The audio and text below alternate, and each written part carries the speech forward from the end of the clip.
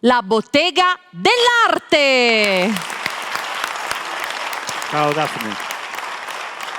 Mi sono fatta raccontare un po' della loro storia. Allora, loro sono nati nel 75, me la ricordo bene questa data perché io sono nata nel 75, quindi nel 75 iniziate la vostra storia. C'è qualcuno di voi che è in questa formazione da allora, Massimo e Alberto, e poi nel corso degli anni ci sono state ovviamente degli avvicendamenti all'interno dei musicisti. Ad oggi questa è la formazione con Claudio e Saverio. Loro, facciamo un applauso a questi musicisti. Allora, Massimo mi ha raccontato che nel corso degli anni avete avuto i vostri successi, poi vi siete fermati, vi siete dedicati a fare musica con i turnisti, i cantanti. So che tu ti sei occupato di discografia, hai prodotto, tuttora ti occupi di discografia, hai prodotto tantissimi cantanti importanti, quindi... sì, dine qualcuno, citali, no? Giorgia, Alex Baroni, Marco Mengoni. Beh, voglio dire, questi quindi, sono i 3 nomi.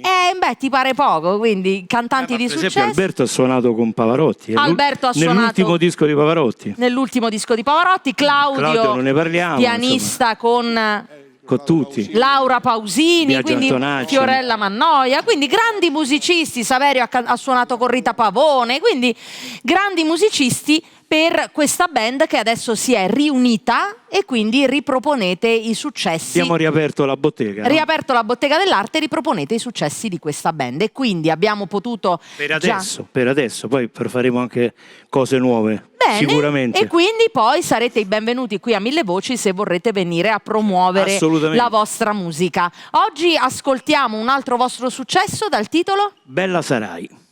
Bella Sarai, la bottega dell'arte.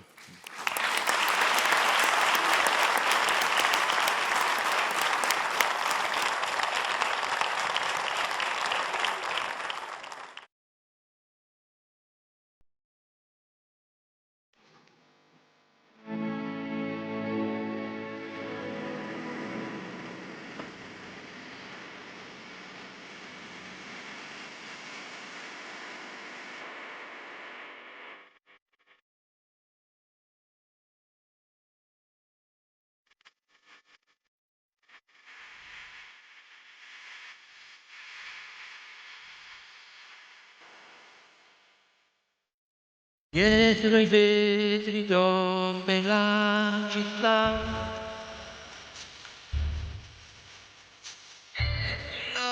lo sogno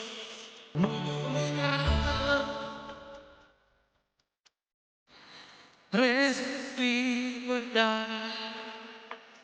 la tua immagine vanire. Lasci qualche pagina di te, scritta e fine, le mie canzoni, le mie emozioni.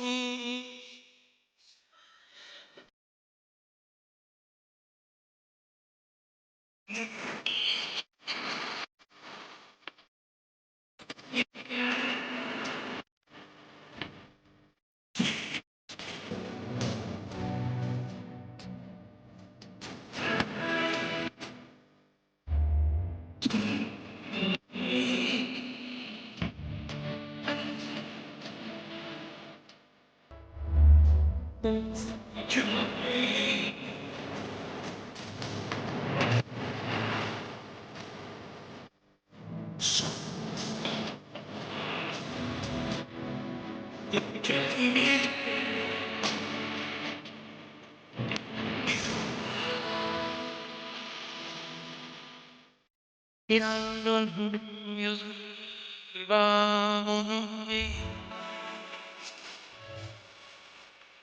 i stretti